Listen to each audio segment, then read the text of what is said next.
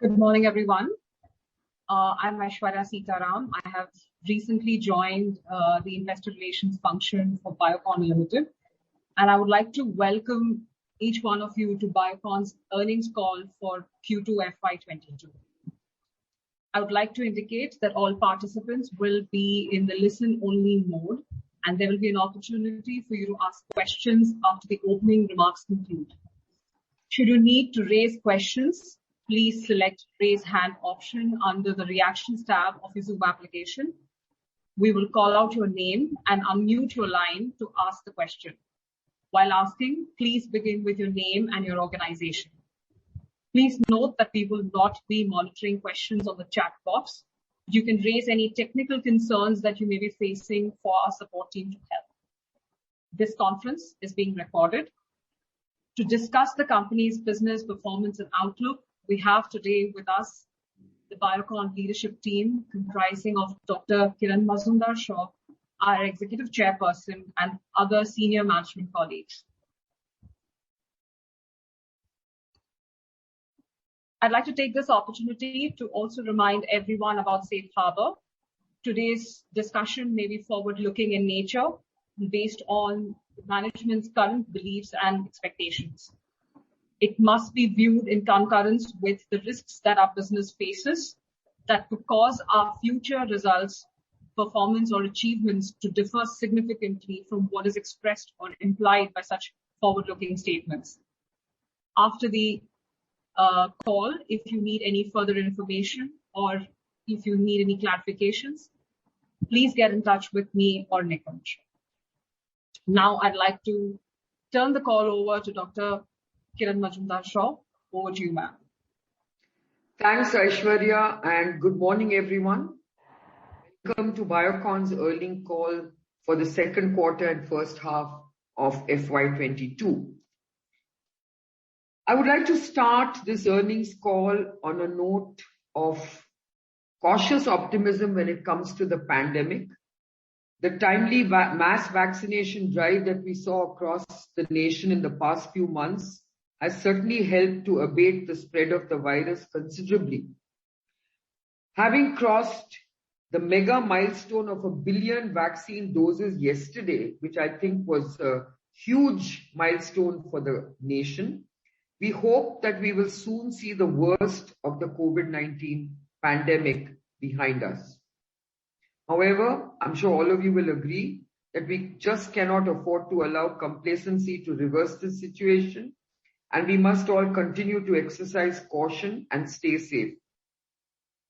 Biocon, as you know, has been at the forefront in the fight against COVID-19 through our portfolio of Remdesivir, Itolizumab and Cytosol.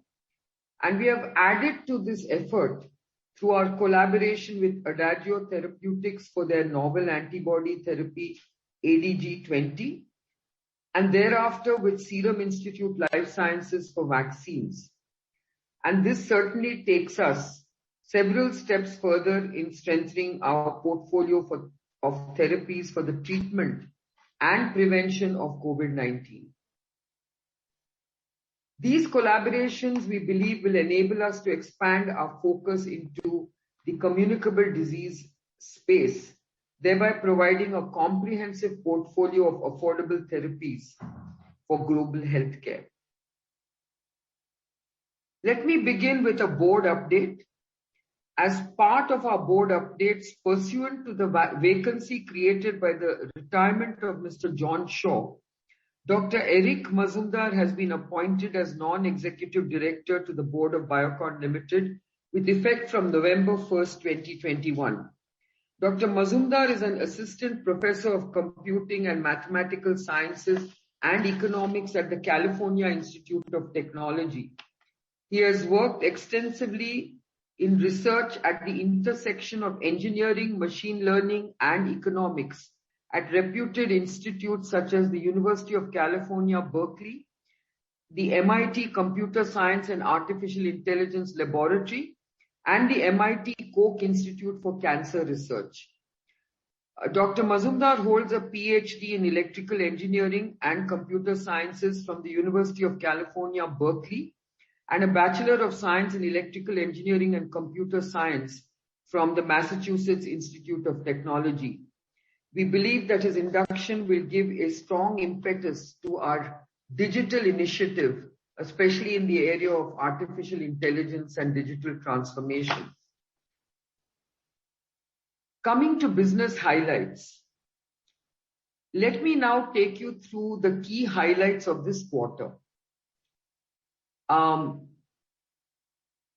Before I talk about everolimus, we did see a launch of labetalol hydrochloride tablets and esomeprazole magnesium delayed release capsules earlier this quarter.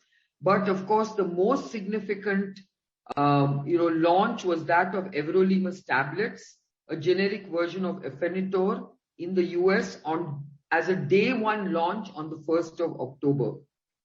We expect that this will significantly drive the growth of our generics portfolio in the second half of this fiscal. Another bit of important news was the approval that we received for the world's first interchangeable biosimilar from the US FDA for our biosimilar Glargine Semglee, which has now been included as a preferred Glargine brand on the national preferred formulary of Express Scripts. This was indeed a great impetus to the interchangeable label, which is expected to drive significant future growth for our biosimilars business, especially in the insulins segment. We had earlier reported that we had entered into a strategic alliance with Serum Institute Life Sciences to foray into vaccines, by which we will get committed access to 100 million doses of vaccines annually for 15 years, in exchange for approximately a 15% stake in Biocon Biologics at a post-money valuation of 4.9 billion. We also entered into a partnership with Adagio Therapeutics to manufacture and commercialize a broadly neutralizing novel antibody ADG20 for the prevention and treatment of COVID-19 for several markets across GCC and Asia, including, of course, India. Let me now move on to the financial highlights for this quarter. Revenues for Q2 FY22 were at 1,945 crores versus 1,765 crores, which represents a year-on-year growth of 10%. Our revenues were mainly driven by research services, which were up 17%, and biosimilars that were up 10%. Revenues in our generics business saw a 12% decline. We recorded a gross R&D spend of 165 crores for this quarter, which is very similar to that of last fiscal, which corresponds to 13% of revenue ex Syngene. Of this, 146 crores is expensed in the P&L, while the balance amount has been capitalized. We also recorded a forex gain of 20 crores as compared to a loss of 18 crores during Q2 FY21. Core margin, that is EBITDA margin net of licensing, forex, Adagio revaluation gains and R&D, stood at 33% compared to 32% in the same quarter last year, on account of an improved performance in both biosimilars and research services. EBITDA for the quarter was 551 crores, a growth of 35% year-on-year. The EBITDA margin stood at 28% as against 23% reported in Q2 FY21. Profit before tax, or PBT, for the quarter, excluding an exceptional charge of 70 crores, stood at 276 crores, up 27% versus 218 crores during the same quarter last fiscal. The exceptional charge relates to modification of the optionally convertible debentures of a PE investment in Biocon Biologics, and reversal of SEIS claims relating to the prior period, which, as all of you know, has been restricted to 5 crores per exporter. This has actually hit both Syngene and Biocon Biologics and Biocon sales profitability. Our net profit for the quarter before such exceptional charge and associated tax stood at 188 crores versus 169 crores in Q2 FY21, which represents a growth of 11%. After adjusting for exceptional charge, net profit stands at 138 crores. Now let me turn to the performance of our business segments during the quarter. Let me start with our generics business, which witnessed a subdued performance this quarter as a result of continuing pricing pressure in the US for our formulations portfolio and a slower than expected ramp up of demand for some of our key APIs. Advanced buying by customers in the corresponding period of the previous fiscal, in terms of being apprehensive of COVID-related disruptions, is reflected in the year-on-year decrease in our revenues. Operational and supply challenges in the earlier part of Q2 FY22 also impacted the performance of the API business. The segment delivered quarterly revenues of 530 crores, a degrowth of 12% over Q2 FY21. The quarter's PBT was at 50 crores versus 70 crores in the same period last fiscal, and PBT margins were at 9% compared to 12% last fiscal. Our statin formulations portfolio in the US, comprising rosuvastatin, simvastatin and atorvastatin, held on to their market share despite continued pricing pressure, while tacrolimus capsules maintained similar volumes to Q1 FY22. Labetalol hydrochloride tablets and esomeprazole magnesium delayed release capsules were launched earlier in the quarter. And following this, we launched everolimus tablets, a generic version of Afinitor, as a first day launch on October 1st, 2021. This is the first day one launch for our generics formulation business, and everolimus is a prescription medication that is used to treat certain types of cancers and tumors.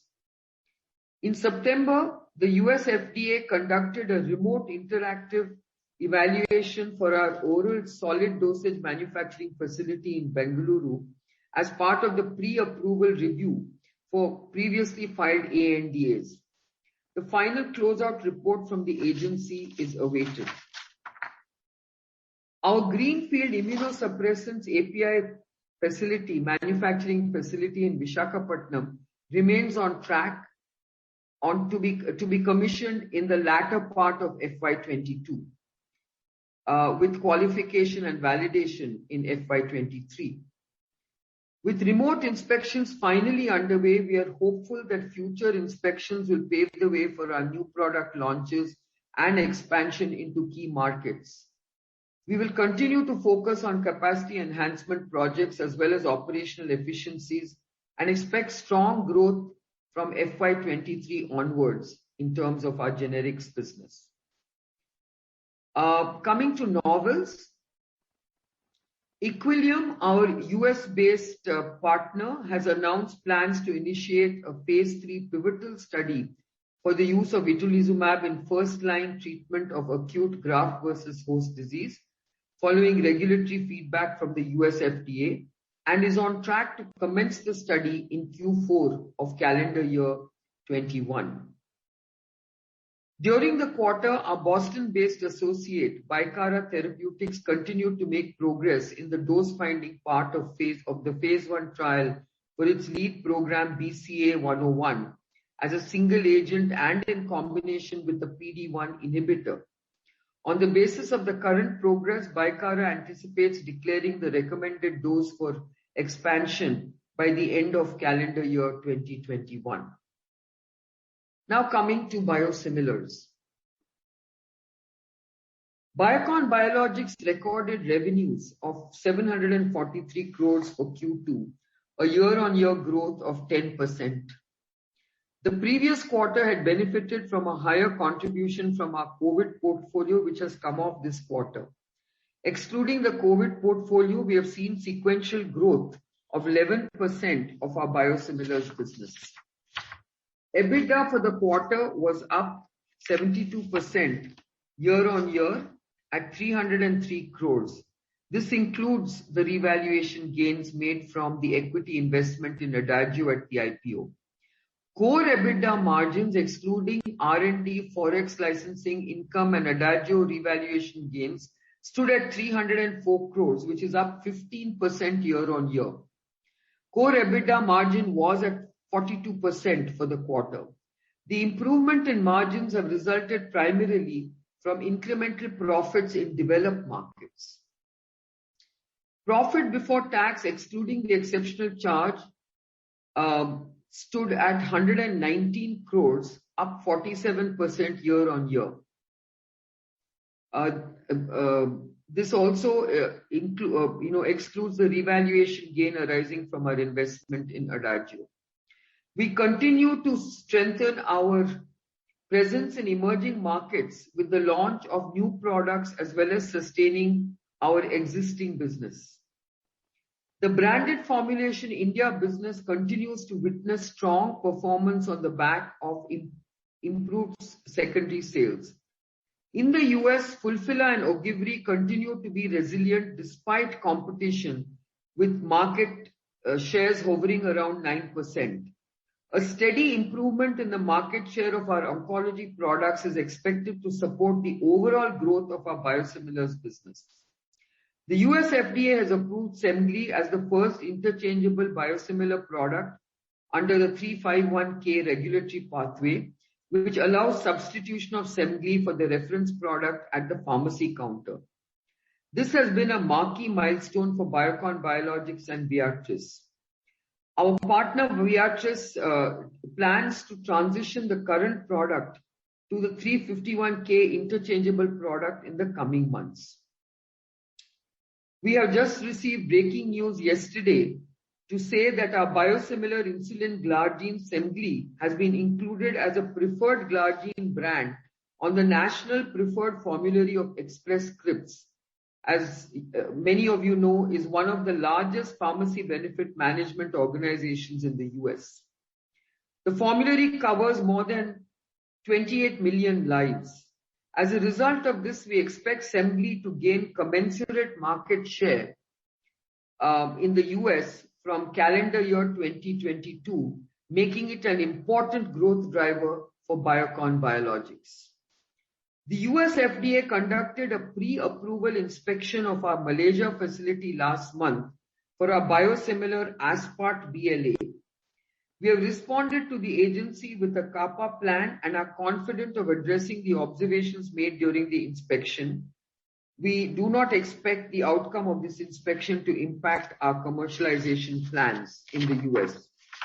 We continue to work closely with the US to expedite the pre-approval site inspection in India for biosimilar bevacizumab.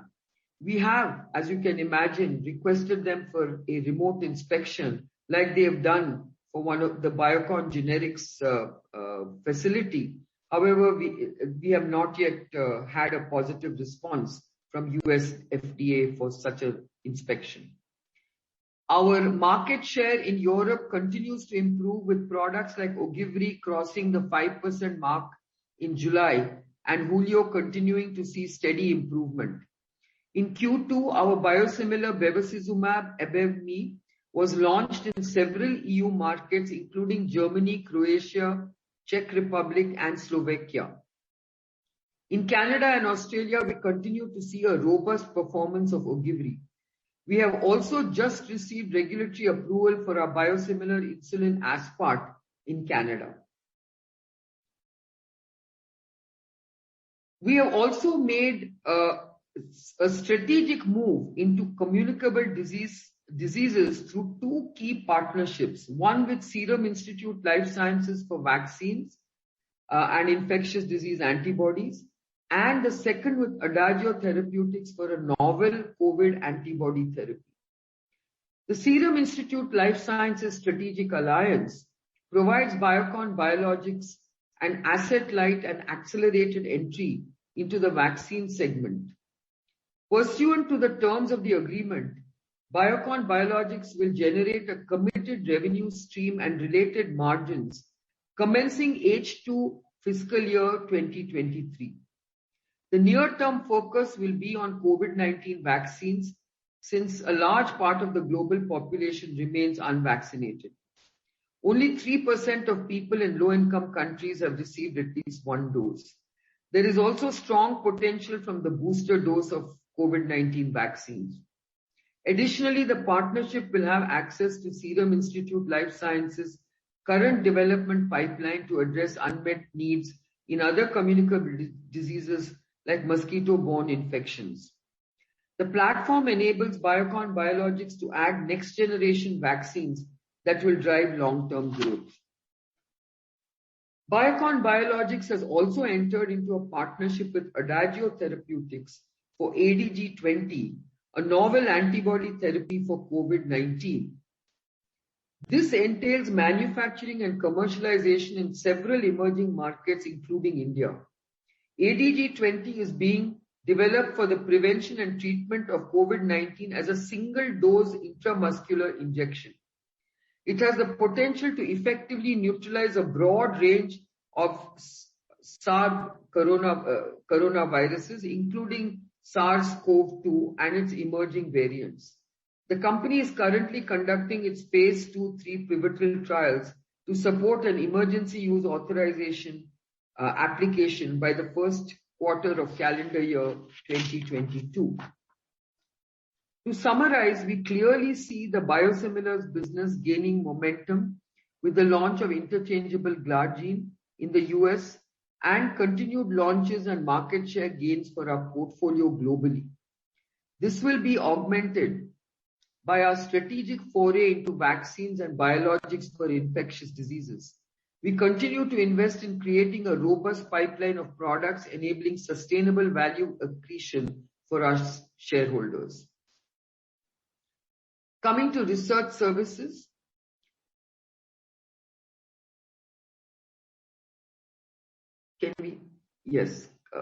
Which is really the Syngene business.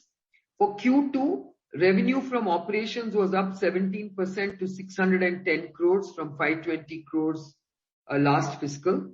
Profit before tax, excluding the exceptional charge, increased to 113 crores versus 94 crores. The second quarter was characterized by strong performance in all divisions, including adding 25 new clients in discovery services, which lies at the heart of our research activities. Syngene also continued to expand relationships with existing clients and long-term partners in the dedicated research centers. Syngene continued to manufacture remdesivir during the quarter, although the volumes are dropping as the impact of vaccination reduces the need for treatments such as this.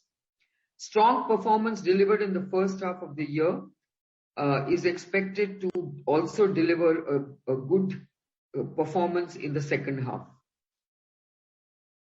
So in conclusion, I would like to say that the expansion of our generics portfolio, the grant of interchangeability of our biosimilar insulin glargine and its inclusion in Express Scripts National Formulary, and the collaborations that we have entered into with SILS and Adagio have now created more opportunities than ever to build for a stronger future and fulfill our goal of making large-scale impact on global healthcare through affordable access. With this, I would like to open it up to question and answers. Thank you, ma'am. I would like to remind everyone, in case you need to ask a question, please select the raise hand option under the reaction tab of your Zoom application. We will call out your name and unmute your line to ask the question. The first question is from Prakash Agarwal from Axis Capital. Yeah, hi. Good morning, ma'am, and good morning to team. My first question is on, outlook, where you mentioned, obviously with hello, sorry. Yeah. So from an outlook perspective, you mentioned, second half is looking better, obviously, and that insulin glargine interchangeability and with the tie-up with Express Scripts from calendar 2022. My question actually on the other base business, trastuzumab and PEG. How do we see the journey from here for these two products? And for the other two products, which is Beva, which is awaiting the approval, what are the timelines there, and Aspart there? So basically, ex-insulin glargine, because insulin glargine is, I think, pretty much set for its growth path. So Prakash, I'll just answer some of those questions and then I'll sort of leave it to Shreyas to answer the rest. Basically, I think you're right. I mean, bevacizumab is an approval we are very eagerly awaiting. And at the moment, we have really no visibility in terms of when we will have this inspection done. As you know, in recent times, there have been multiple reports of many product approval delays in the US. And we happen to be one of them. So we do hope that this inspection will happen sooner than later. We have tried to get them to even consider a remote inspection, but we will keep you informed as soon as we get any information. I think the rest of the questions I will leave it to Shreyas to basically respond to. Thanks, Kiran. I think to respond, Prakash, to the two products that you talked about, particularly Fulphila and Ogivri in the US. I think we've discussed this in the past that we've seen in the pandemic phase that Onpro, particularly in the Fulphila basket, held on to a market share in a sense artificially, given the convenience factor as people footfalls reduced to hospitals. We're seeing that particular market share come off from a little above 60% to the mid 50s. And that part is starting to move towards the syringes space, which is where we are operating. We've not got all of it moving towards Fulphila, but we're starting to see that as a positive development. We've obviously held on to a strong market share, which is just below that double digit, and we see that progressing well as we get into the next calendar year. For trastuzumab, we've seen to hold the pole position or the second position, I would say, after the other biosimilar on the 150. On the 440, we've seen some competition push past on more aggressive pricing strategies, but it hasn't really overall impacted the Ogivri brand strategy that Viatris has come up with, and we've held on to that just under 10% market share even in the recent couple of months. And we see this as a steady positioning which will only improve as we move along into the next fiscal. The bevacizumab, I think Kiran has already covered. We remain bullish on that as it completes our portfolio offering in the oncology space and allows us a more complete portfolio to discuss with payers.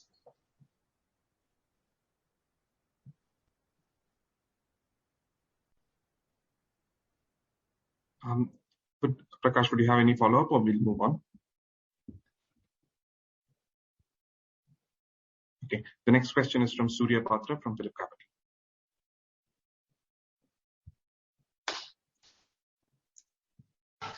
Okay.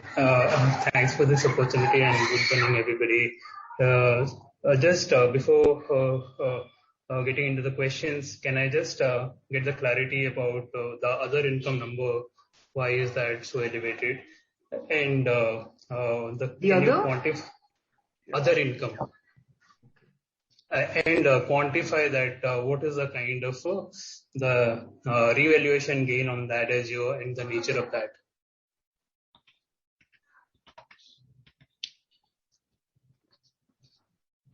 Kiran, can I clarify? Yeah, please. Yeah. Go ahead. Surya, hi, good morning. Yeah, good morning. In August, we had invested $5 million in Adagio Therapeutics as part of that in the IPO at $17 a share. The share was trading at $42 on 30th September, and the gains on account of that has been recorded as other income. Okay.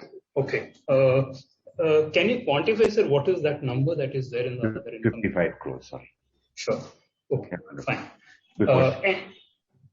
Okay, just extending that Adagio, these things, sir.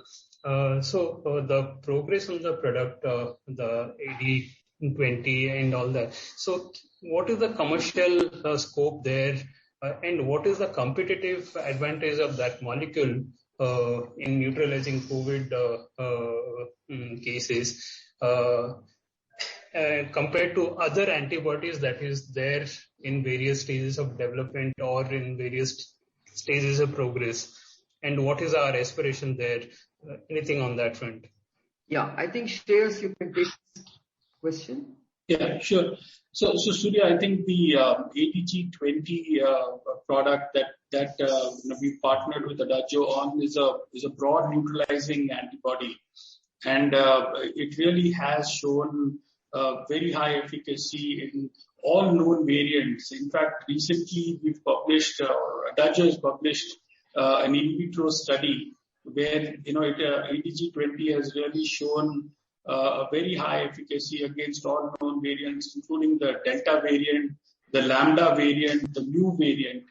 And even as other antiviral therapies are available where efficacies are in the region of 50% or thereabouts, I think it is quite obvious that the antibody therapies have an efficacy of over 80% will remain the gold standard. And ADG20 specifically has a very unique positioning where it's a single therapy, a monotherapy with a one-shot intramuscular dose, which can be given in an outpatient setting, really improving the convenience of it. And the way it has been designed is with an extended shelf life, which offers or which is expected to offer protection for close to a year or thereabouts, which really then offers a lot of security to a wide section of population which is at high risk or immunocompromised or were unable to develop immunity despite vaccinations. So there are two studies that Adagio has been conducting apart from the 6-month study that they've already published in the phase 1, where they are doing a phase 2-3 study. One is the STAMP study for treatment that I just talked about. And the other study is about EVADE, which is a pivotal study to look at prophylaxis, which should then target a very large section of the population, thereby allowing peace of mind as we go along without necessarily getting infected, but a kind of a shot which you can protect yourself directly without waiting for an incubation period of 2 weeks, which a typical vaccine would do. So we believe the product positioning is very strong and offers several USPs over existing therapies, either in the small molecule space or even in the antibody space, which are either approved under the EUA today or are under development. Just could you clarify the markets?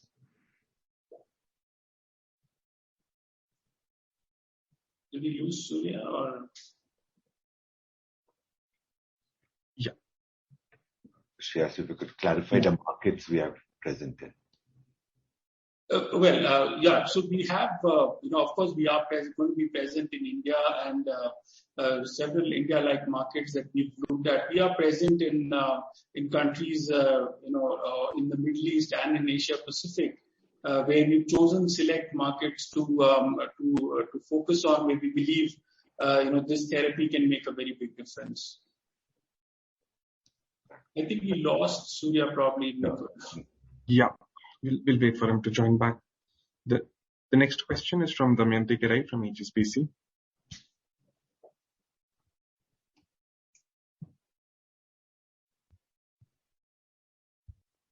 Hello. Damayanti, you're on mute. Yeah. Yeah. Hi, good morning. Thanks for the opportunity. My first question is coming back to Ogivri and Fulphila. So here we are hovering in high single digit market share, and you obviously mentioned some of the reason behind that. But looking ahead with the kind of manufacturing capacity we have and the marketing outreach which our partner might have achieved so far, potentially what kind of market share we can gain in these two key products? I can respond to that, Damayanti. I think we wouldn't want to comment on specific market shares. I think that wouldn't be fair.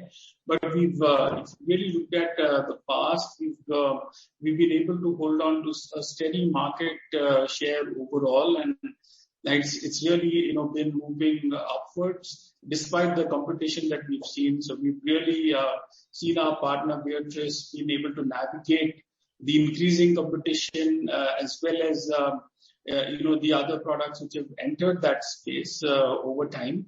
And we believe that these are products, as bevacizumab joins our portfolio, it will only strengthen our position that we've had in the US overall. So we would remain optimistic as to how Viatris has held on to this, and they remain positive. We remain positive about how they will pursue it in the coming year. Thank you. My second question is again on biosimilars. So can you specify the broad sales split between the emerging market and developed market as of 2Q? And on the emerging market side, what kind of growth we should be anticipating in next few quarters? Related to that, sequentially, biosimilar sales where I'll say largely flat, but we have seen good pickup on the margin part. So can you also please explain that?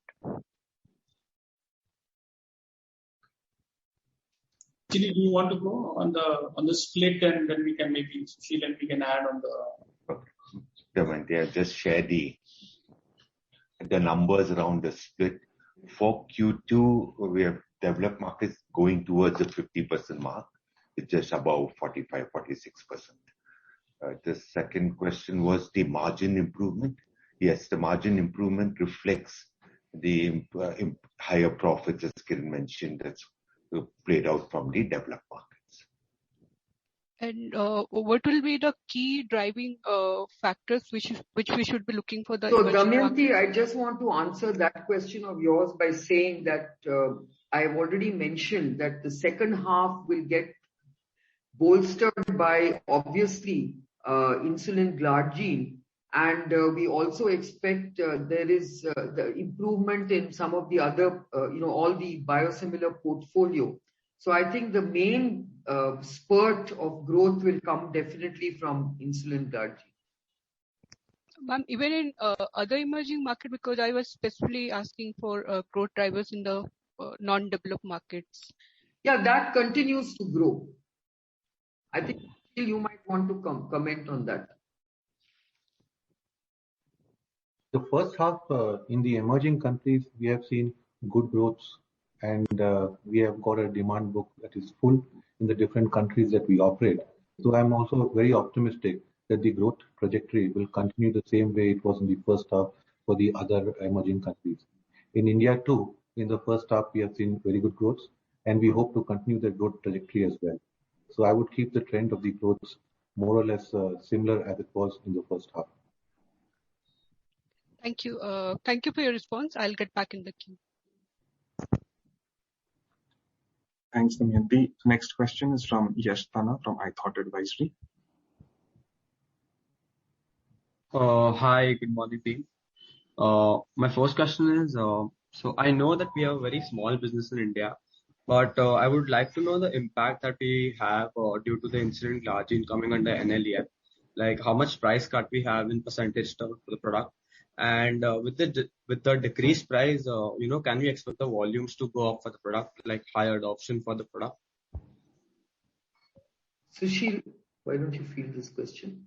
In India, the insulin business, the bigger part of the business in India is still the human insulins. If you look at the analog business, It's about 20% of the patients that is there in the market. There's a huge scope for the analog business is one. The second, our own business in this particular area. We are not promoting this product only in terms of price differential, and that's very clear. Though we have a price differential from the leader product in this, we are promoting our product strongly on quality. So whatever the price decrease will come in, we have got 2 SKUs that are unique in this market, and that is the vial SKU of 5 and 10 ml, in which the price differential will continue to be there. So we have got a significant advantage here, and I don't think the NLEM in terms of what the leader price will come down will impact us that much, because A, there's a huge scope to gain market share from the human insulin, and B, we continue to focus on the high quality, and the interchangeability that we have got in the US will give us that further impetus. Though the same rules don't apply in India, but it definitely gives more confidence to doctors that what we have with us is a very, very high quality Glargine. And we have seen in the 2 months, the traction definitely has improved. So I'm very optimistic about this entire business of Glargine, of our brand Basalog in India.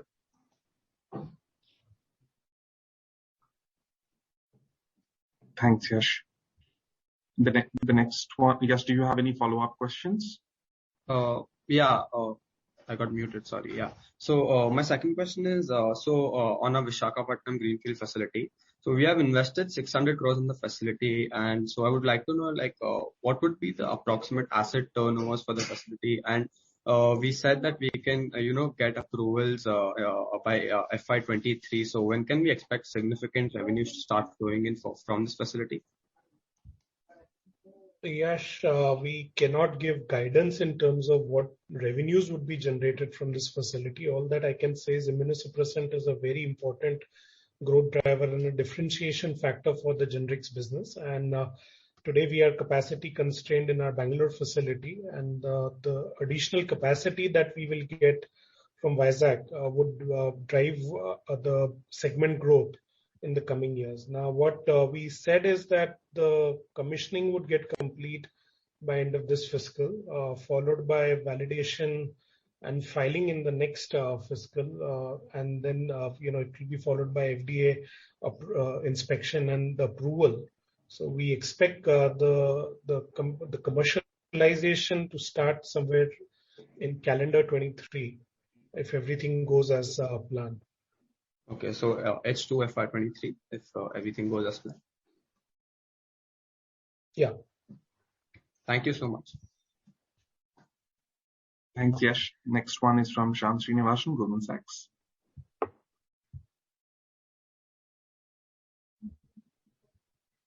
Yeah, hi. Hope I'm audible. Good morning, and thank you for taking my question. Just from a logistics perspective, if I unmute, I think the participant cannot mute back.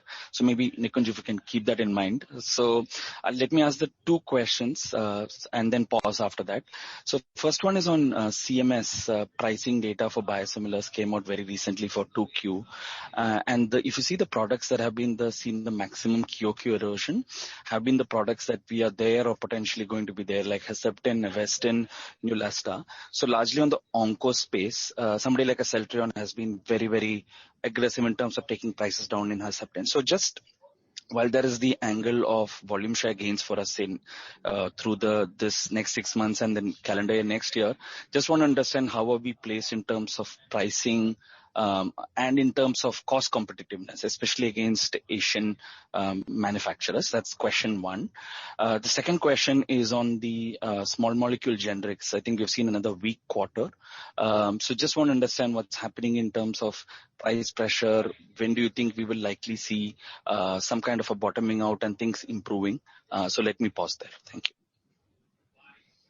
So maybe Shreyas and Abhijit could take these 2 questions, starting with Shreyas. Sure. So, Shyam, I think the CMS point that you raised is absolutely valid, and we've seen that in discussions. Viatris has been in active discussions there, and while we do not see a direct impact on our margins overall, we do see the amendment situation there, given that our products will come up for that, take off of some of those benefits, particularly on the reimbursement side. But to address the question of cost competitiveness, I think we feel we're quite confident on the cost competitiveness given the Asian partners, or for that matter other peers in that group, because we've conventionally been a strong emerging markets player for several years, whether we were in the small molecule space in the past and even today. We've always been very cost competitive. We've always said that we've been emerging markets first, and we've succeeded in our small molecules business, in our insulins business. And as we now get to the US and other parts of the developed markets, we believe these will be more remunerative opportunities for us than what we've seen in the past. So these are things that will not really something where we're concerned about. We of course are vigilant on the cost competitiveness part, but nothing that we are overtly concerned about at this point. I'll let Abhi respond to the small molecules question. Thanks, Shreyas. Good morning, Shyam. So Shyam, on your questions about the price erosion that we are seeing and the performance on the generics formulation business, the only market we are commercial right now is the US, and the portfolio that we have is also quite limited. Right now we have 7 products commercial. Some of the products that have been commercial, we've consistently maintained our market share between 15 to 20%. But there has been some pricing headwinds on that. Despite that, we've maintained our market share. However, with the launch of molecules like everolimus, as we expand the portfolio with more complex products, I think we can start seeing some growth coming in from these markets. And as other markets also open up in the near future, for us, you would start seeing some growth. And the split of API to formulations remains at 80-20? Indranil, you would like to comment? That's right, Shyam. Currently, that's at 80-20. Got it. Thank you and all the best. Thanks, Shyam. The next one is from Sheesh Jain from Apex Capital. Am I audible? Yeah. Yeah. So my question arises from the concern that we are not able to gain substantial market share in US in the biosimilar market. And given the stellar margins that we have had, and continued price competition in biosimilar business, is it not possible for the company to be aggressive on the pricing front and give up some margins temporarily to gain market share and make this a sustainable growth story for the company? So let me answer that by saying that look, Viatris is absolutely focused on making this into an important business growth driver for their business. And I think what we have seen thus far is basically making sure that we are in the market with a sustainable market share, which, as you can see, has been in the high single digit. As you know that there are not too many competitors. At the same time, I think we are confident as partners of making progress and gaining greater market share in the coming quarters and years. So I think this is a patient, business building kind of phase where I think once we are entrenched in that market with biosimilars, as you know, biosimilar uptake also has now been very positively received in the US. And so now onwards, I think you are likely to see an uptick in market share. So we are very confident, as is our partner Viatris, that things will improve in the future. But your confidence has been visible for past few quarters, but there hasn't been, or I should say more than past few quarters, but there hasn't been visible market share gain. So I'm just concerned, like, what is Viatris doing exactly to turn your optimism and your strategies into, substantial market share gain, because that has been constantly in high single digits and there hasn't been. I think I think the fact that, the reason why we remain confident is because if you can see the interchangeability label that Glargine secured certainly should give you confidence that our insulin business is likely to really benefit from this particular approval. As you know, Aspart will be the next product to follow. So our insulin segment is getting strengthened with these approvals. And as you know, the Express Scripts announcement of including, Semglee into their national formulary is also a very, very important step in this direction. Similarly, I think that we are awaiting our approval for bevacizumab. This is something beyond our control. There is the only step remaining is a pre-approval inspection. We had asked for a waiver, but US FDA has not agreed to that. And as soon as the facility is approved, we hope to receive approvals soon thereafter. You need to have a portfolio of products, which we do have. It's unfortunate that COVID disrupted some of our strategies, but we remain very confident that in the coming future, you will see a very good uptick in market share. As Viatris also focuses on making sure that they start gaining market share. So that's all I can say. We remain confident because we have the capabilities, we have the capacity, and we are vertically integrated. That's what gives us the confidence that we will be a very strong player in biosimilars. When you compare us to many other companies who are playing in this field, they are not vertically integrated. Except for a few, there are most who are not vertically integrated. And therefore, we believe that we do have a very strong reason to be confident that we will succeed in the near term.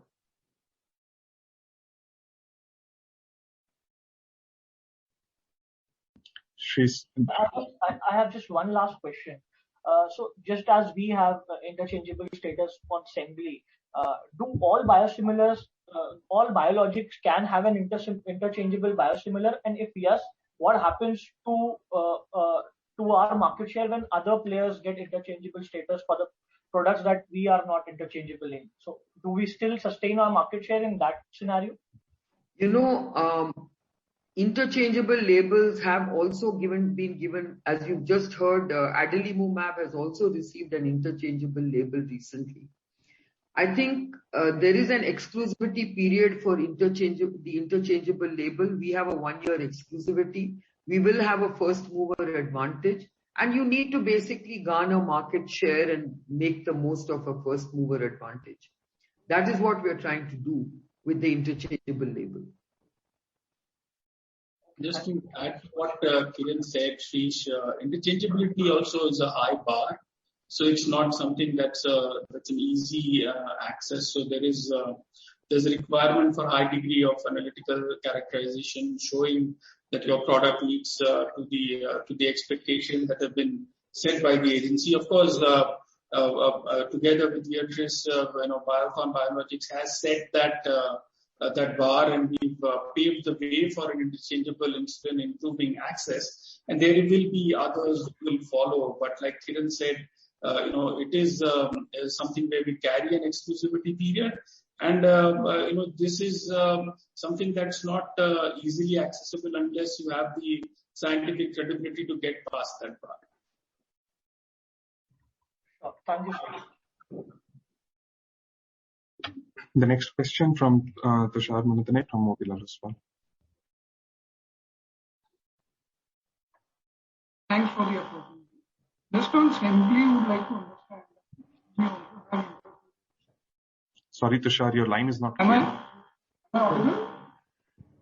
You're audible, but there is some disturbance. Am I audible now? Yeah. Just on this Semglee, while we are having own product and as well as interchangeability associated, would like to understand, we also going for the authorized version as well.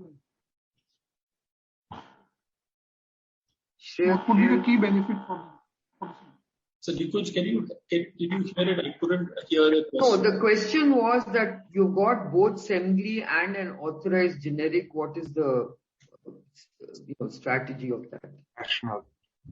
Yeah. So, Tushar, I think these are the two products that we've launched in the US market. Viatris has brought these to the market. Basically, this is a commercial strategy to allow access, as broad access as we can to patients in the US or to people with diabetes in the US, as much as, whether they are varying insurance plans, their co-pay coverages, their payer preferences and coverages. I think the intent is to see how we can maximize reach of the product, regardless of how the patient is placed. Viatris, of course, will be best placed to respond to it, but the intent is to see how we can make access, make the product accessible to a wide section of people, whether they are covered through the formulary or limit their co-pays to a ceiling. That's the real intent behind the two products. Are you manufacturing the authorized version? Yes. Biocon would be manufacturing the authorized version? Yes. And secondly, I would like to also understand, while we have a good pipeline of insulin glargine, aspart and bevacizumab, would you like to share the other potential molecules for FY 23-24, maybe 25? So we've talked about a bunch of products, Tushar, which are the insulin and insulin analogs. We've also shared that we will be looking to bring our recombinant human insulin, which is right now approved to over 40 countries of the world, to those in the US as well. And we look forward to adding that to our portfolio shortly. So in addition to the basal insulin, which is glargine, we will add a rapid acting analog in aspart. And then we will also bring in, which is with Viatris, and then we will bring in our own recombinant human insulin following that. Got it. And just one last on the generic side, while there are intense pricing erosion has been commented, but at the same time, if I look quarter-on-quarter, PBT margin has improved, at least by 300 bps. So if you could just explain that part.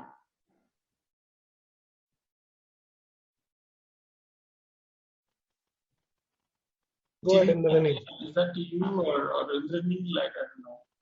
Yeah, I think the quarter-on-quarter margin is largely reflected due to the product mix. I think operationally our base has remained similar to quarter one. I think it's purely a play of product mix. Good. Thanks. That's it from me. Thanks, Tushar. The next one is from Ankush Agarwal from Surge Capital.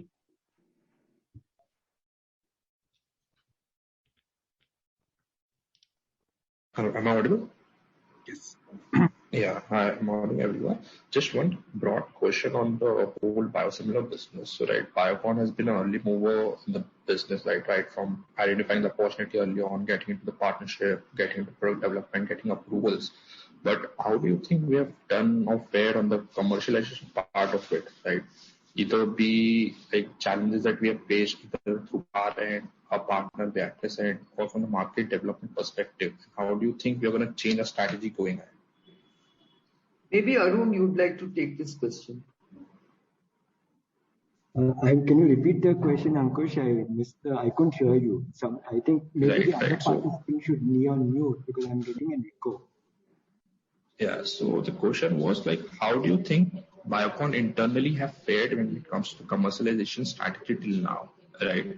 Broadly, I'm sorry, I think somebody else. No, he says, how do you think Biocon has fared on the commercialization strategy for biosimilars, given that we were the first to enter this field and do everything to get approved? That's your question, right? Right. I think there is a problem with my audio probably, Kiran. I'm not able to. Sorry, I'll get back. Okay, then maybe Shreyas, you might want to answer. Let me try and respond to your question, Ankush, as Arun then fixes his line. But I think the important piece is to see the way we've developed these products and brought them. These are long gestation opportunities, as Kiran talked about, and the way we've brought these products first to emerging markets and then to the EU. To broadly bucket this opportunity, and let me talk about how we brought them to the US first with our partner Viatris. And I think it's been a fairly successful launch. If you look at when we brought in Fulphila, it was the first biosimilar to have been launched in the US market. And we were, it was probably the most successful launch of a biosimilar ever in the US. Now, since then, we've also been able to value maximize that opportunity in the US and continue to hold a high single-digit market share while preserving value for us.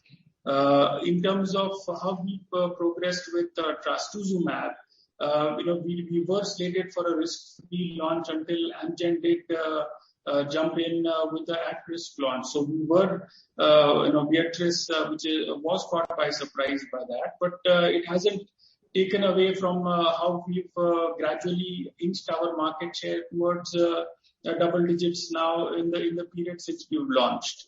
Again, here we've preserved value, we've preserved margins, the markets remain sane. There was this insulin glargine launch and approval that we got, and the timing of that approval in the US meant that we missed the formulary cycle for calendar 22 because that was between that July and October period. So since our approval happened subsequent to that formulary discussions or negotiations, our calendar 21 has essentially been in the retail space. But now that it's opened up for calendar 22, you can see that Viatris has really made good progress and gotten us listed with the preferred status in one of the biggest PBMs. So I would say we've had a fairly successful approach in probably the largest market in the world, and with the products that we brought to the market. There is no switch that will suddenly bring market share, which takes time to build. Now, we've seen, I think there was a previous question, I think it was Shrish who was asking, why can't we, build it suddenly, sustainably, and is pricing the only lever that you have? Pricing is one of the levers, and we have to be very competitive on that, as I responded to Shyam. But I think beyond that, there are several other factors to be commercially successful, which is the order of entry or the payer strategy, the payer access. And importantly, what is the cost of acquisition of that portfolio and the particular customer? So Viatris has balanced all of this very well. And if you look at how that business has increasingly grown, and like Jimmy said, is now that entire portfolio is about 50-50 of what we were since the time we brought these products into the market, the split between developed and the emerging part. So I think overall, if you look at it, we've progressed well I would say in a gradual but steady pace. And in the emerging markets where our teams have commercialized the product through partners, I think we've seen phenomenal progress there as well, whether it is the markets of Latin America where our trastuzumab brand through our partner Libs, which is Zedora, is the largest brand in the country for trastuzumab, or in Mexico with our partner in PISA for our recombinant human insulin, or with Malaysia where we have over 60% market share in that market to a distributor model. So we've changed models to different markets, including how we get access to patients over time. So it's a longish answer to your question, but I think the commercialization has been through different avenues, which is successful in the market, which works best in the market that we are operating in. That's really the summary, Ankush, of how we've gone about getting our products to patients. Right. Thanks. That was a very broad answer to it. But do you think the market formation has shaped what our expectations would say 5-6 years down the line, like earlier? And do you think that based on this current status, you will modify your expectation for the future products that we are going to launch? I didn't get the full content of your question, but I think what you said. I think what I'd like to respond by saying is please don't cut and paste the generics model with the biosimilars model. I think we have to build the biosimilars business just as the way Shreyas has described it. It is a very important business which requires a different set of factors to address. I think we are very confident that we have understood what it takes to build a biosimilars business, and we remain very confident that this will be a very large and significant business for the group. For Biocon biosimilars, we certainly believe that this is going to be a biologics it's certainly going to be a very successful business going forward. But I think you must understand that you need to build a very strong foundation before you really start getting a good uptick in terms of what you're trying to do. So I don't think we are disappointed. I think we know what to expect and we're addressing these expectations very meticulously. Thanks, Ankush. I think we'll move on. That was very helpful. Thank you. Thank you. The next question from Sameer Baisiwala from Morgan Stanley.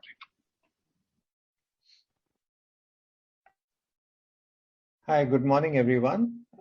Thanks for giving me a chance. So, first question is on your virtual PAI that has been done for oral solid in Bangalore.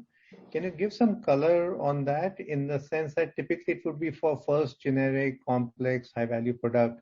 Is that the case with you as well?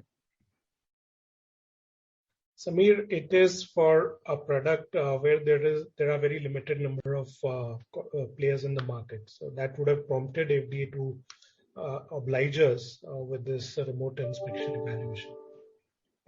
Is it a large market in dollar terms or? Not very large, I would say. Abhi, maybe you want to add some context there. Sorry, I was on mute, Siddharth. Yeah, it's not a very large market. It's upwards of 500 million with limited competition. Okay, great. Thanks. And the second question is on Semglee. Have you had any advantage on the vial side? Because I think you are the only player on that.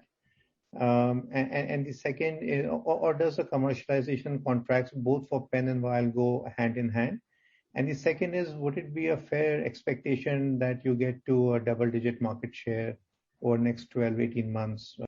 Your thoughts on that.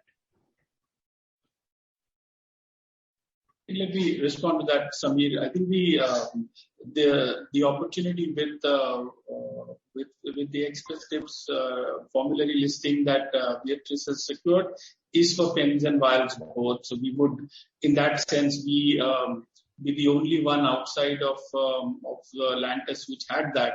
So it clearly creates a unique positioning, and we see an uptick in that particular SKU clearly. So that's different from what other products have to offer, particularly Basaglar. On the second question, do we see our market shares moving up? I think I couldn't specifically comment on what that would be, but it's fair to assume that they will move north of where we are today. I think it is safe to say that certainly the aim is to be in the double-digit growth category, market share category. Okay, that's great. Just one or two more. Can you update us on the pipeline of new biosims entering phase 3? I think there was expectation that there would be a couple of them in this current fiscal. And second is for Aspart. What's the realistic timelines that you think you will be able to get the approval and launch the product? Yeah. So for Aspart, as Kiran said in her opening remarks, I think there we've clearly hosted the inspection. FDA has visited us. We did receive a Form 483, and we have those 6 observations we feel very confident about, and we've responded to those observations with solid CAPA actions, which we believe the FDA will find acceptable. So we are looking at at an approval, at some point in time, sooner than later. So that's about Aspart. And in terms of your other question, which was more related to products coming to the clinic this fiscal, I think we are on course to deliver on that, and we should be discussing them and the progress of our pipeline with you as we get on to more discussions like this. Shreyas, would you say Aspart is for 1Q 2022? Is that a realistic expectation, calendar? From an approval standpoint, yes, I think launch strategies would certainly be depend on how Viatris sees this and how we position it. I think Viatris would also have to view the formulary cycles like we did in case of Glargine. So we'll have to be mindful of that as we bring Aspart also into the market. Okay, great. Thank you so much. Thanks, Amir. The next one is Prakash Agarwal from Axis. Yeah, hi. Thanks for the opportunity again. I got muted somehow. So my second question was on the cost aspect. So we've been hearing a lot of increase in raw material prices, solvent prices, as well as power costs. As a company, what we are witnessing now and how well we are positioned for the next 6-12 months from a raw material as well as the operating costs like power, etc.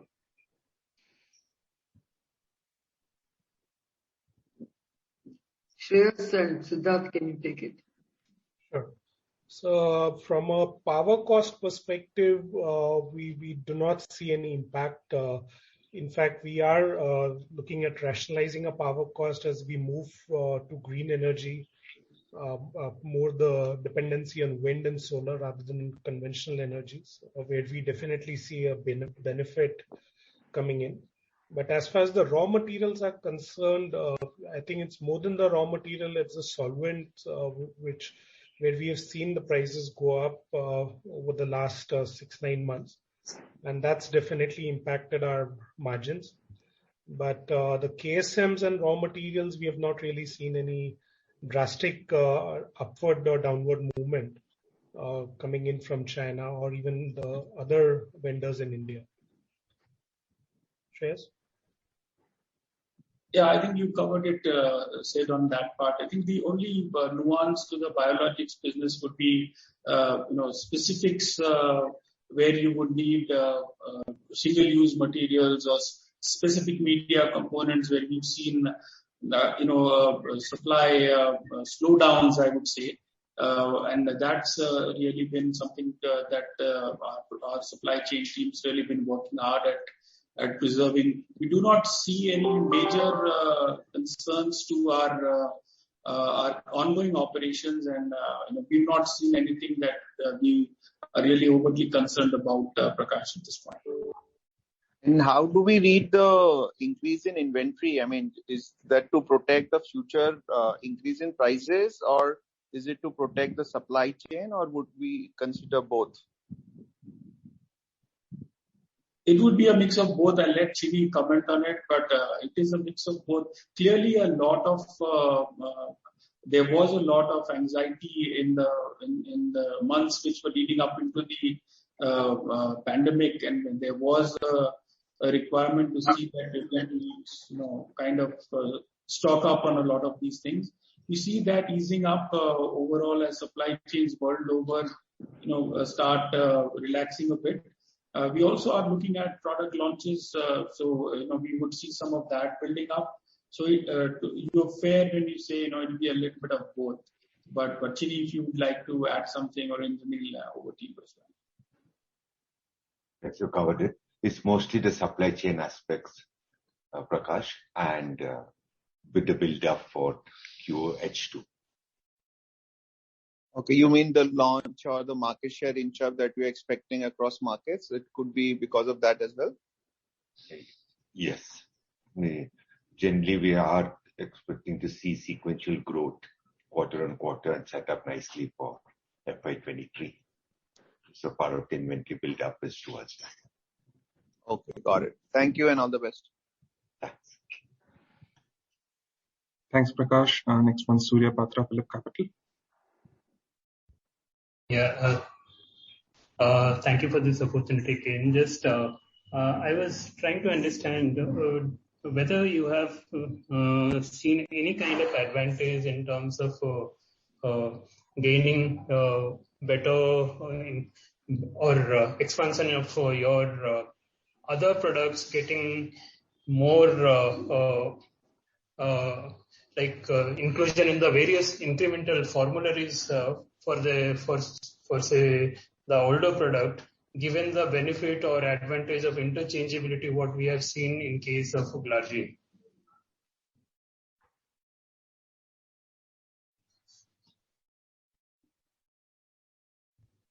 Sure. Let me reframe the question, please. Sorry for that.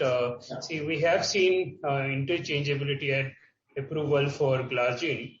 So now this would be a demanded product from us. So whether this is giving any advantage to the other old product in terms of penetrating faster with new contracts or new customers like that. No, I don't quite follow that. Would you want to respond to that? If you could hear that, Surya's line has been a little static on that. I think, Surya, you're asking if there are synergies between the commercialization of interchangeable Glargine and the other oncology products which we have. And does an improvement in Glargine also supports the improvement in the Fulphila and Ogivri? Is that your question? Exactly. I mean, see, if you look at our current relationships that Viatris has with some of these major formularies, Fulphila is listed with some of these PBMs in some way, and we have those ongoing relationships. But of course, this kind of a preferred listing with a formulary as large as Express Scripts will have positive knock-on effects, not just on other products in our portfolio, but even potentially with other customers. These are things which we can't necessarily comment on how those will play out. But it's basically intuitive that some of these things will have synergistic or positive rub-on effects overall. But to really say that this is what will happen, I think it would be very difficult. Okay. Okay. Then similar question on let's say Fulphila, what we had seen last quarter that US FDA highlighting the artificial volume gain what the innovator has witnessed over the years because of the on-pros kind of marketing. So after that, did you see any kind of advantage in terms of better penetration for Fulphila? We certainly, have always maintained that the device itself doesn't probably offer any meaningful benefit to patients. That's something that we've always been of the view. Clinically, it doesn't offer any benefit. There's certainly some benefit on the convenience, and it certainly did held on to a longer market share during the pandemic. But you're seeing that come off now, and you're seeing that erode. So we certainly feel that the syringe market will overall benefit, which is where we are currently operating in. So we certainly see some positive effect of that. Okay. So just last question on the. If you don't mind, if you can get back to queue, because in the interest of time, we'd like to cover everyone else, if that's fine. Sure. Yeah. Thank you. The next question is from Charulata Gaidhani from BNK. Charulata, please go ahead. Yeah. My question pertains to the difference with adalimumab getting interchangeable status. How does it change the market dynamics, and what kind of volume growth you can anticipate in the market? we wouldn't necessarily want to comment on competition here, but the adalimumab biosimilar interchangeable approval that Boehringer has been able to secure, they've of course been ahead of the pack in terms of what is publicly available in terms of dates. So we certainly feel that this is a positive development overall in terms of how it will improve and widen access of the product. But it's if you really look at it, Humira is a large opportunity overall, and we believe that it will only get better in terms of how this will be explored by all the biosimilar players, including Viatris, who has a large play there. So we see this overall, Charulata, as a positive development in terms of acceptance of biosimilars in general. Okay. And my second question pertains to the Serum deal. By when do we expect completion and the funds moving into Biocon? Let me start this by saying there are no funds moving into Biocon, but we expect to see this partnership realizing revenues for Biocon Biologics in the second half of next fiscal. Okay. Yeah, thank you. Thanks, Charulata. The next question is from Kunal Dhamesha. Yeah, thank you for the opportunity. I have just one question. What would be our gross block for the Malaysia Biologics facility, and what would be its bioreactor capacity?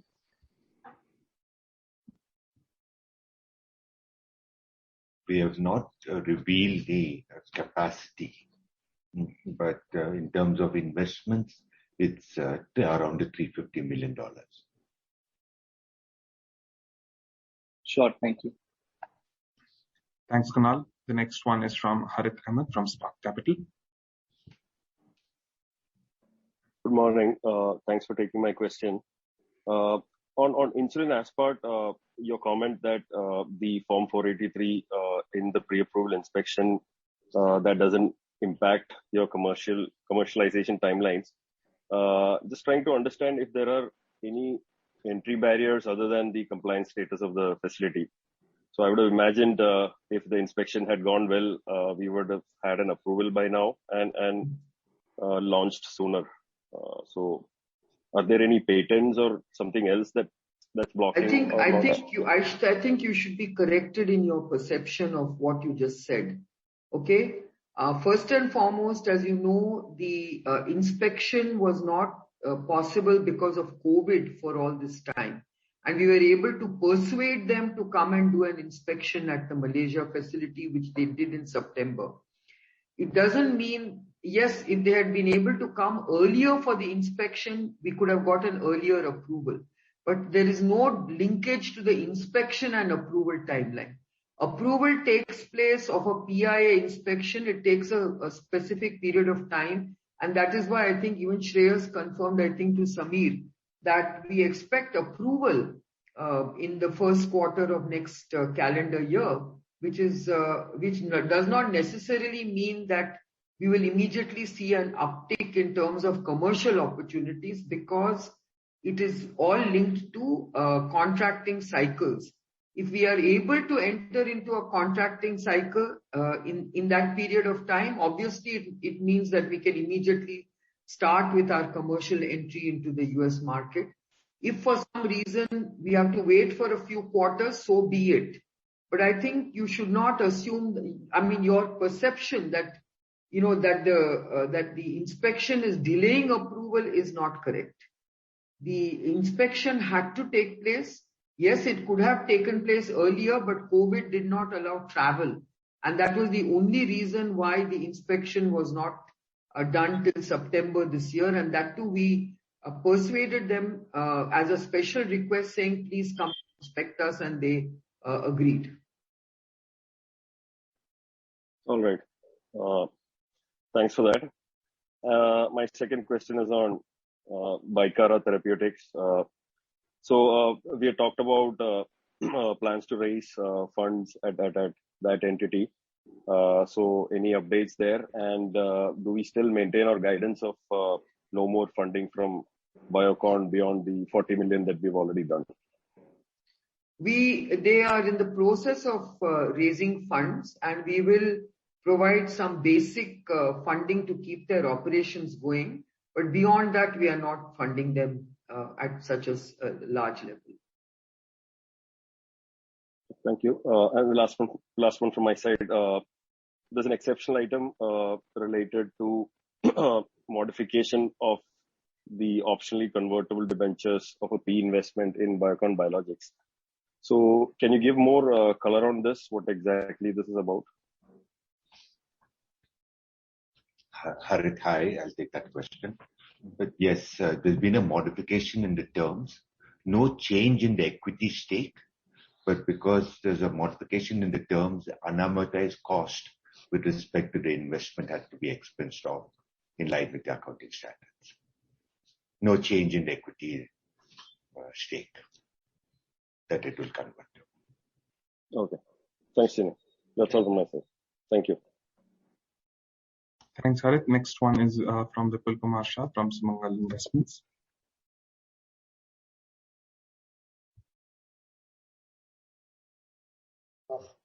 Am I audible? Yes. Yeah, my question is to Kiran ma'am.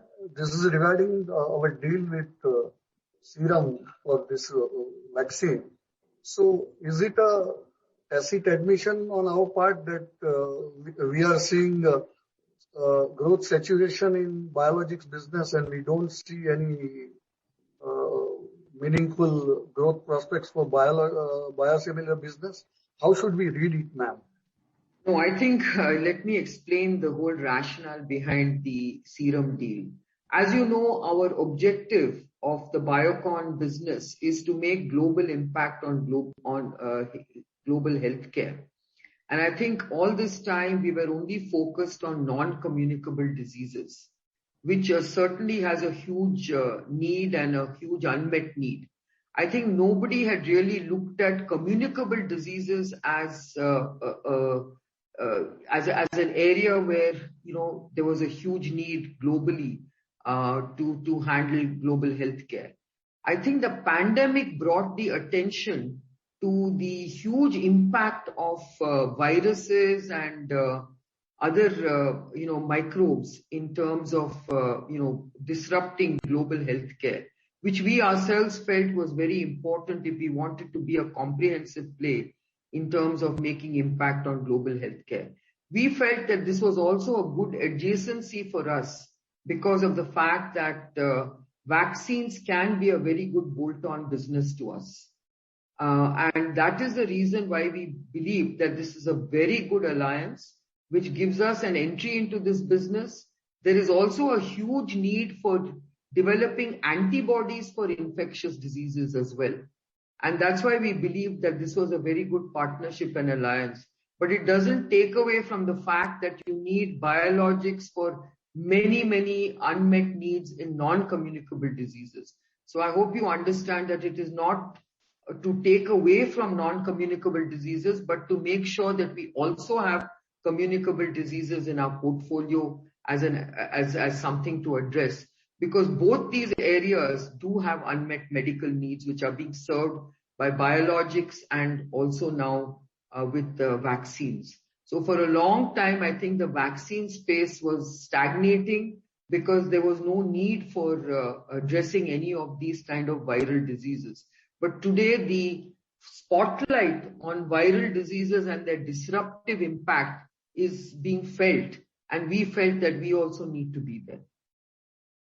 So, ma'am, are we open to venture into manufacturing of vaccines at a future date also? Well, I think we've already mentioned that in our alliance, that, Serum Institute and Biocon Biologics will enter into research programs for next generation vaccines.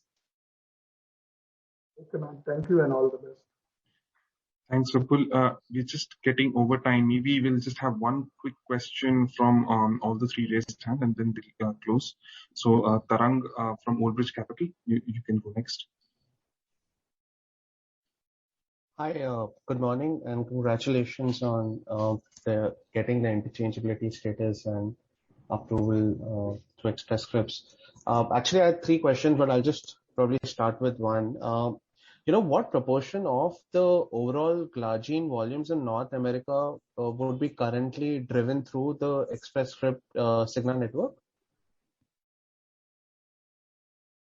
Roughly in the region of about a fifth or a fourth, in that region, somewhere in that place. Okay. Can I just squeeze in one more, please?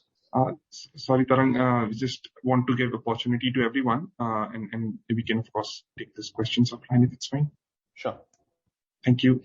The next one is from Satyakirti.